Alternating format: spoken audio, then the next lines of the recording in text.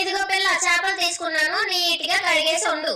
అత్తయ్య గారు ఇవి నేను కడగలేను, నాకు ఎలర్జీ. కొంచెం మీరు కడిగేసి ఇచ్చేస్తే నేను కూర వండేస్తా. ఏ తిన్న తప్ప కడగడం రాదేటి? మరి అదే కడిగేసి వండు.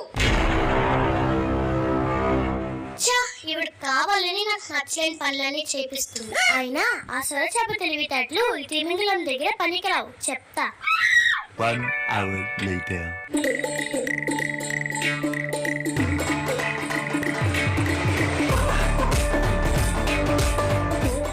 ఏంటి పిల్ల చేప నీసి వాసన వస్తుంది, సరిగ్గా కడగలేదా నువ్వు? నాకు చేపలు కడగడం అంటే ఇష్టం లేదు అత్తయ్య గారు, మీరు కడగమన్నారు. ఏం చేద్దామా అని చూస్తుంటే చేపలు ఎలాగో నీటిలోనే ఉంటాయి కదా, ఇంకెందుకు కడగడం అనే ఆలోచన నా తెలివైన బుర్రకు తట్టింది. అందుకే కడగకుండా వండేసా. కడగకుండా కూర వండేసావా? చిచ్చి, అలా ఎవరైనా వండుతారా? నువ్వు వండుకున్న కూర నువ్వే తిను, అప్పుడు తెలుస్తుంది నీకు. ఈ రోజు